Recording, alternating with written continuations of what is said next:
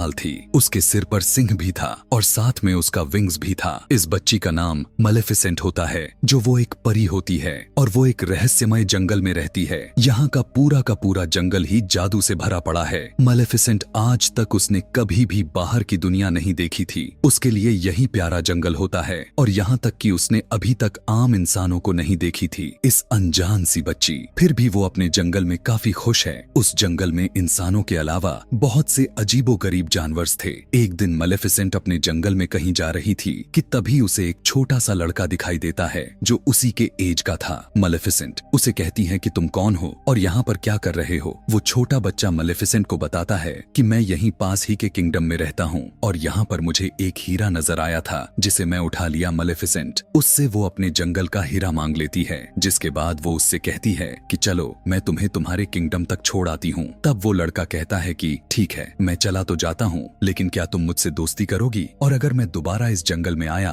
तो क्या हम खेल सकते हैं? तब मलेफिसेंट कहती है कि यह जादुई जंगल है, इसलिए तुम्हारा यहाँ पर आना ठीक तो नहीं है, लेकिन इस बात के लिए सोचेंगे। अब जाने से पहले दोनों हैंडशेक करते हैं। तब मलेफिसेंट को कुछ करंट जैसा लगता है। वो इसलिए क्योंकि उस लड़के के पहने गए लोहे की रिंग से लगा था। मलेफिसेंट उसे बताती है कि लोहा परियों को जला देता है, तो आइंदा अगली बार आना तो इसे पहनकर मत आना। इसके बाद वो लड़का अपने किंगडम में वापस चला जाता है, लेकिन जो किंगडम से वो बच्चा आया था वो किंगडम इस किंगडम पर कब्जा करना चाहता था और इस लड़के के माता पिता भी जिंदा नहीं थे। लेकिन इसी के साथ इन दोनों में काफी अच्छी दोस्ती हो गई थी और इन दोनों को ऐसा फील ही नहीं होता कि ये दोनों एक दूसरे दुश्मन किंगडम से हैं। ये दोनों एक साथ खेलते रहे और इसी के तरह कई साल गुजर जाते हैं। वो लड़का हर रोज यहाँ आता और दोनों साथ में मिलकर खेलते रहते और इसी के साथ काफी दिन गुजर जाते हैं और दोनों 16 साल के हो गए थे और एक दूसरे को पसंद करने लगे थे। मलेफिसेंट को लगता था कि इंसान परियों के दुश्मन नहीं हैं, वो बहुत अच्छे होते हैं। उसे ये भी नहीं पता था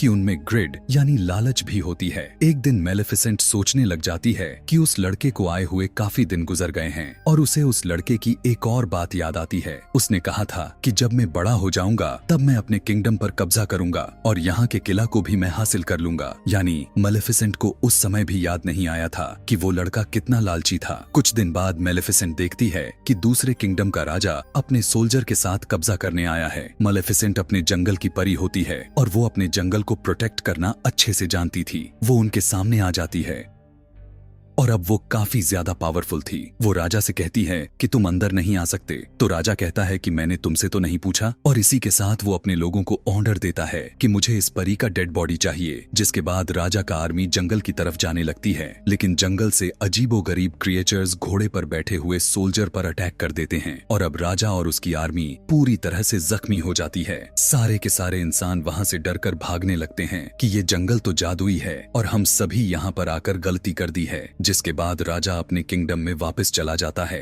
वो अब काफी बूढ़ा और काफी ज्यादा कमजोर भी हो चुका था, इसलिए वो सभी लोगों को इकट्ठा करके कहता है कि तुम सब जानते हो ना कि उस जंगल में कितना ज्यादा खजाना है और मैं शुरू से चाहता था कि हम उस जंगल पर कब्जा करेंगे, लेकिन अब मेरी इतनी बुरी हालत को देखकर नहीं लगता है कि मैं वहाँ पर जाकर लड़ सकता हूँ। लेकिन अब मैं तुम सभी से एक वादा करता हूँ कि जिसने भी उस मेलेफिसेंट को मार दिया मैं उसकी शादी अपनी बेटी से कर दूंगा। तभी उनमें से एक लड़का बाहर निकल कर आता है और कहने लगता है कि मैं जाऊंगा वहाँ पे, और ये वही लड़का होता है जो मेलेफिसेंट के साथ जंगलों में खेला करता था, जिसका नाम स्टीफेन। जिसके बाद स्टीफेन कई साल बाद जंगल में मेलेफिसेंट से मिलने के लिए जाता है। मिलने पर मेलेफिसेंट उससे पूछती है कि इतने अरसे तुम कहाँ थे, तुम्हें जरा भी ख्याल नहीं आया हमारी दोस्ती का। तब स्टीफेन कहता है कि मुझे माफ कर दो, मैं अपने राजा के कामों के काफी घुल मिल गया था, लेकिन मैं तुम्हें आज तक नहीं भूला और आज भी मैं तुम्हें यही बताने आया हूँ कि मेरा किंगडम का राजा तुम्हें मारना चाहता है, इसीलिए मैं तुम्हारी प्रोटेक्शन यानी तुम्हारी हिफाजत के लिए ही आया हूँ। और आपस में बातें करने लगते हैं। मेलेफिसेंट उससे कहती है कि मैंने तुम्हें माफ किया। अब यहाँ पर उसे तो बिल्कुल भी नहीं पता था कि इंसान किस कदर बुरे होते हैं और यह कहते हुए वो उस पर यकीन कर लेती है। लेकिन स्टीफेन बहुत ज्यादा लालची इंसान था। वो उसे नशे की दवाई पिला देता है पानी में और पीते ही वो एकदम से बेहोश हो जाती है। जिसके बाद स्टीफेन अपने चाकू से उसे मारने की कोशिश करता है, लेकिन वो इसमें नाकाम नाकाम रह जाता है। अगली सुबह जब मलेफिसेंट आंखें खोलती हैं तो वो देखती है कि उसके तो पर ही नहीं होते, उसके पीठ पर काफी ज्यादा जख्म होता है। उसे यह देखकर अपने आंखों पर यकीन ही नहीं हो रहा था और वो दर्द से चिल्लाने लगती है क्योंकि अब वो पहले जैसा परी नहीं रही। दूसरी तरफ हम देखते हैं कि स्टीफेन मलेफिसेंट का पर लेकर उसी राजा के पास जाता है और कहता है कि मैंने किया हुआ वादा पूरा कर दिया। इस काम से राजा काफी खुश हो जाता है और वो उसे इस किंगडम का राजा बना देते हैं। दूसरी तरफ जंगल में हमें मलेफिसेंट दिखाई जाती है जो कि काफी उदास थी क्योंकि अब वो उड़ नहीं सकती थी। वो एक जंगल में जा रही होती है, तब वो देखती है कि एक शिकारी एक कौवे को मारने वाला था। उसे यह देखकर रहा नहीं जाता, इसलिए वो फौरन उस कौवे को इंसान बना देती है। वो शिकारी डर कर वहाँ से भाग जाता है। वो कौवा मलेफिसेंट के पास आकर थैंक्स बोलता है और पूछने लगता है कि आपने ऐसा क्यों किया। तब मलेफिसेंट कहती है कि मैं नहीं बता सकती, बस ऐसे ही। तब वो कौवा यानी आदमी कहता है कि अब मैं सारी जिंदगी आपका गुलाम रहूंगा, आप जो मुझसे कहेंगी मैं वो हर बात मानूंगा, क्योंकि वो इंसान बनने पर काफी खुश होता है। मलेफिसेंट भी इस बात से काफी खुश होती है और उसका नाम डेविल रखती है। तब डेविल सिर्फ मलेफिसेंट को इन्फॉर्मेशन लाकर देता था। मलेफिसेंट को यहाँ पर पता चलता है कि स्टीफेन ने सिर्फ और सिर्फ राजा बनने के लिए ही उसका पर काटा था, इसलिए वो अब इंसानों से नफरत करने लगती है और उसका ट्रस्ट इंसानों से खत्म हो जाता है। अगले सीन में हम देखते हैं उस किंगडम में स्टीफेन का राजा के बेटी के साथ शादी हो जाती है, जिसके बाद उसकी एक बेटी भी पैदा होती है। इसी खुशी में उस हवेली में काफी ज्यादा सेलिब्रेशंस हो रही थी और इसीलिए पता भी नहीं चल पा रहा था कि वहाँ पर कौन कौन आ रहा था और कितने कितने दूर से आ रहा था। और इसी का फायदा उठाते हुए मलेफिसेंट भी वहाँ पर जाती है और उसे विश करने लगती है। वो उस छोटी बेबी से कहने लगती है कि तुम बहुत प्यारी हो, लेकिन जैसे ही तुम 16 साल की होगी तुम्हारे हाथ में एक सुई चुभेगी, जिसके बाद तुम्हारी डेथ हो जाएगी। जिसे सुनकर स्टीफेन उसके आगे गिड़गिड़ाने लगता है और कहता है कि ऐसा मत करो, तुम मेरा बदला मेरी बेटी से क्यों ले रही हो। तब मलेफिसेंट कहती है कि मैं भी एक लड़की थी और तुम्हें याद है ना तुमने मेरे साथ क्या किया था। मलेफिसेंट के दिल में अभी भी गुस्सा होता है और वो स्टीफेन से कहती है अगर तुम्हारी बेटी को उसके 16th बर्थडे पे उसका सच्चा प्यार मिल गया तो उसकी जान बच सकती है। स्टीफेन इस बात से काफी परेशान हो जाता है और फौरन 3 छोटी छोटी सी परियों को बुलाता है और कहता है कि मेरी बेटी को यहाँ से कहीं दूर लेकर चली जाओ और जब तक ये 16 साल की नहीं हो जाती इसे यहाँ पर मत लेकर आना, वरना इसके दिए गए श्राप सच हो जाएगा। जिसके बाद वो अपने आर्मी को लेकर जंगल पर अटैक करने के लिए निकल जाता है क्योंकि जंगल पे अब पूरी तरह से कब्जा करना चाहता था। लेकिन यहाँ पर मलेफिसेंट ने अपने पावर से पहले से जंगल के बाउंड्रीज को कवर कर दिया था और अब कोई भी इंसान उस जंगल में नहीं आ सकता था। आगे हम देखते हैं उस प्रिंसेस को जिसका नाम अरोरा था, जो स्टीफेन की बेटी भी होती है। वो तीनों परियां उसे लेकर बहुत दूर चली जाती हैं, लेकिन मलेफिसेंट को पता था कि आखिर वो कहाँ पर है। जब वो उसके पास जाकर उसे डराने की कोशिश करती है, लेकिन वो छोटी बच्ची रोने की जगह हंसने लगती है। उसे ऐसा करते हुए देखकर उसे काफी अच्छा लगने लगता है। वो पिघलने लगती है क्योंकि मलेफिसेंट एक अच्छी परी थी।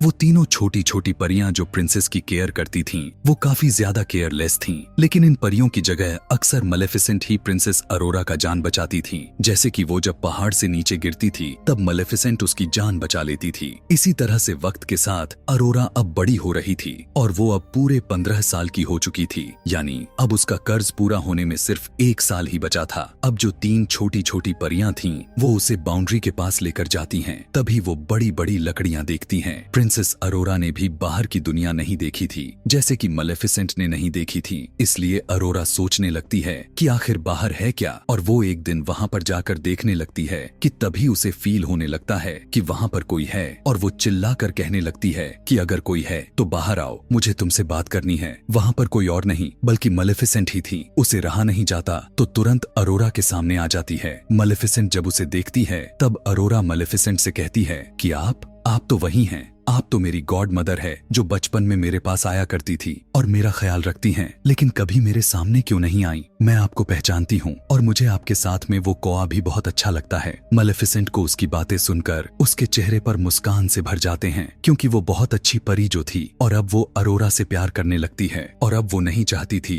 कि जो मैंने उसे श्राप दिया था उसे वो लग जाए। वो दोनों एक साथ रहने लगी थी, दोनों एक माँ बेटी की तरह साथ में रहती और एक दूसरे का ख्याल रखती। एक दिन जब प्रिंसेस अरोरा सो रही थी तब मलेफिसेंट उसके पास आकर अपने श्राप को वापस लेने की कोशिश करती है, लेकिन अब उसे पता चलता है कि इतने सालों पहले के दिए गए श्राप अब उसे वापस नहीं किया जा सकता। और इसी बात को लेकर मलेफिसेंट काफी परेशान भी थी, क्योंकि उसका 16वां बर्थडे आने ही वाला था। इसलिए अब वो दुआ करने लगती है कि जल्द ही इसे इसका सच्चा प्यार मिल जाए, ताकि उसकी यह कर्ज रिवर्स हो जाए। सुबह में हम देखते हैं कि जंगल में मलेफिसेंट और अरोरा दोनों बातें कर रही होती हैं। प्रिंसेस अरोरा मलेफिसेंट से पूछती है कि आपके पर कहाँ गए? यहाँ पर सारी परियों के पर होते हैं, लेकिन आपकी तो नहीं है। उसकी बात सुनकर मलेफिसेंट कहती है कि मेरे भी पर हुआ करते थे, लेकिन किसी इंसान ने उसे मुझसे छीन लिया। जिसने छीना, मैं उनके साथ बहुत खुश थी। मैं आसमान में बहुत ऊंचा उड़ा करती थी और मुझे वो काफी याद भी आते हैं। और वो इस बात को कहते हुए काफी इमोशनल भी हो जाती है। तब प्रिंसेस अरोरा उसे चुप कराती है और कहती है कि आप परेशान ना हो, मेरा कल 16th बर्थडे है। मैं उन तीनों परियों से जिसने मेरा देखभाल करती है, मैं उनसे इजाजत लेकर आपके पास रहने आ जाऊंगी। लेकिन मलेफिसेंट जानती थी कि ऐसा कुछ भी नहीं होने वाला था, जब तक कि उसे उसकी सच्चा प्यार नहीं मिल जाता। जिसके बाद प्रिंसेस अरोरा वहाँ पर अपने घर जाने लगती है कि तभी रास्ते में उसे एक लड़का दिखाई दे देता है, जो दिखने में काफी ज्यादा हैंडसम और खूबसूरत था। जब वो दोनों एक दूसरे की तरफ देखते हैं, तब दोनों एक दूसरे को पसंद करने लगते हैं। खैर, उसके बाद प्रिंसेस अरोरा वहाँ से सीधा अपने घर चली जाती है और उन तीनों परियों से कहती है कि मैं अब यहाँ से जाना चाहती हूँ। वो उनसे यहाँ से दूर मलेफिसेंट के पास जाना चाहती थी। तब परियां सोचने लग जाती हैं कि शायद इसे उसकी बात का पता चल चुका है और वो अपने पेरेंट्स के पास जाने के लिए कह रही है। इसलिए वो तीनों परियां उसे सारा कुछ सच सच बता देती है कि आखिर उसके साथ क्या हुआ था। और यह भी कहती हैं कि एक मलेफिसेंट नाम की एक परी है जो तुम्हारी जान लेना चाहती है। इस बात को सुनकर अरोरा को उसकी बातों पर यकीन नहीं आता। वो काफी उदास होकर मलेफिसेंट के पास जाती है और उससे कहती है कि क्या जो मैं सुना वो सारा कुछ सच है? तब मलेफिसेंट उससे कहती है कि हाँ, यह सब सच है। मैंने तुम्हें श्राप दिया था, लेकिन अब मेरा दिल बदल चुका है। यह सब मैंने तुम्हारे फादर की वजह से किया था। मैं भी अब नहीं चाहती कि तुम मर जाओ। मैं तुमसे बहुत प्यार करती हूँ। लेकिन प्रिंसेस अरोरा काफी ज्यादा हर्ट हो जाती है और वहाँ से चली जाती है। वो सीधा अपने फादर यानी स्टीफन के गले में लग जाती है और रोते हुए अरोरा अपने डैड से कहती है कि मैंने आप लोगों को बहुत मिस किया। मुझे लगता था कि शायद मैं अकेली हूँ, लेकिन यहाँ अब स्टीफन को उन तीनों परियों पर काफी ज्यादा गुस्सा आता है और वो कहता है कि तुमसे मैंने कहा था कि इसे उसके 16th बर्थडे के एक दिन बाद लेकर आना था, तो एक दिन पहले क्यों लेकर चले आए? और उसका कर्ज पूरा भी होने वाला था। और वो अपने आर्मी से कहता है कि उसे एक कमरे में बंद कर दो जहाँ पर उसके पास कोई भी ना जा पाए। लेकिन वो राजा कर्ज को यानी उस श्राप को रोक थोड़ी सकता था। और अब जैसे ही प्रिंसेस अरोरा का 16th बर्थडे आता है, तो कर्ज के असर में प्रिंसेस अरोरा खुद वहाँ पर चली जाती है जहाँ पर स्पिनिंग व्हील्स पड़े होते हैं और उन पर सुइयां लगी होती हैं। वो कर्ज की वजह से उस सुई को टच कर लेती है और अचानक से बेहोश होकर गहरी नींद में चली जाती है। राजा बहुत ज्यादा परेशान होकर रोने लगता है, क्योंकि अब उसकी बेटी गहरी नींद में जो थी और अब वो कभी भी उठने वाली नहीं थी। अगले सीन में हम मलेफिसेंट को देखते हैं, जो अरोरा की बात को लेकर काफी दुखी थी और वो उसी लड़के को अपने पास बुलाती है जो उस दिन प्रिंसेस अरोरा को रास्ते में मिला था। मलेफिसेंट को लगता है कि हो सकता है कि शायद ये दोनों एक दूसरे को पसंद करने लगे हों, और अगर यह लड़का प्रिंसेस अरोरा को मिल जाए तो शायद प्रिंसेस अरोरा नींद से उठ जाए। इसलिए वो मलेफिसेंट उस लड़के को बेहोश करके उस जगह पर लेकर जाती है जहाँ पर प्रिंसेस अरोरा गहरी नींद में सो रही थी। अब यहाँ पर जो छोटी छोटी परियां स्टीफन राजा के पास आकर कहती हैं कि आप प्रिंसेस अरोरा के माथे पर किस करें, शायद इससे वो जाग जाए। आप तो उसके पिता हैं और आप भी तो उससे प्यार करते हैं, या हो सकता है आप ही उसका सच्चा प्यार हो। तब स्टीफन गुस्से में आकर उन तीनों परियों से कहता है कि नहीं, मैं कभी भी किसी का सच्चा प्यार तो बिल्कुल नहीं हो सकता। मैंने ही मलेफिसेंट को धोखा दिया और वही वजह है जो यह सब मेरी बेटी के साथ हो रहा है। और अब जब मलेफिसेंट लड़के को लेकर यहाँ पर आती है, तब वो लड़का वो उसके पास जाकर उसे देखने लगता है।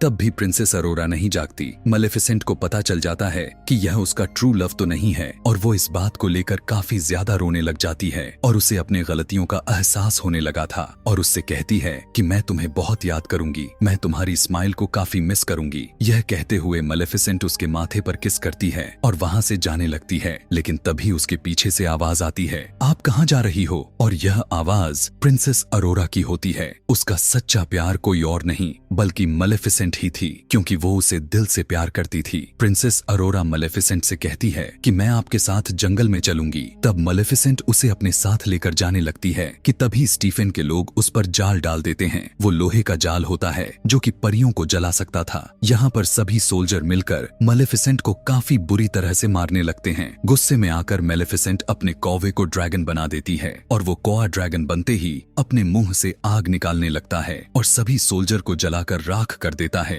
जिसके बाद मेलेफिसेंट आजाद हो जाती है। लेकिन तभी वहाँ पर किंग स्टीफेन अपने लोगों के साथ आ जाता है और उसने अपने शरीर पर लोहे की शील्ड पहनी होती है ताकि वो हमेशा के लिए मेलेफिसेंट को जान से मार दे। यहाँ दूसरी तरफ प्रिंसेस अरोरा को मेलेफिसेंट का कटा हुआ पर नजर आ जाते हैं और वो पर अब मूव करने लगता है। ऐसा लग रहा था उसे भी पता चल गया है कि मेलेफिसेंट यानी उसकी मालिक उसके पास आई हैं, जिसके बाद प्रिंसेस अरोरा उस पर को आजाद कर देती है और वो पर तुरंत जाकर मेलेफिसेंट के पीछे लग जाता है। मेलेफिसेंट अब तैयार थी उड़ने के लिए और वो स्टीफेन को अपने साथ उड़ाकर आसमान में लेकर जाती है। स्टीफेन उस पर अटैक करने लगता है, जिससे दोनों ही नीचे गिरने लगते हैं और स्टीफेन ने मेलेफिसेंट के पर को पकड़ा होता है ताकि वो उड़ ना सके। लेकिन जैसे ही वो दोनों जमीन पर गिरने वाले होते हैं, मेलेफिसेंट अपने पर को खोल लेती है और उड़ जाती है। लेकिन इस वजह से स्टीफेन जमीन पर गिरकर मर जाता है। यानी अब ये लालची आदमी इस दुनिया में नहीं रहा। अगली सुबह में हम देखते हैं कि मेलेफिसेंट उन सभी बाउंड्रीज को हटा देती है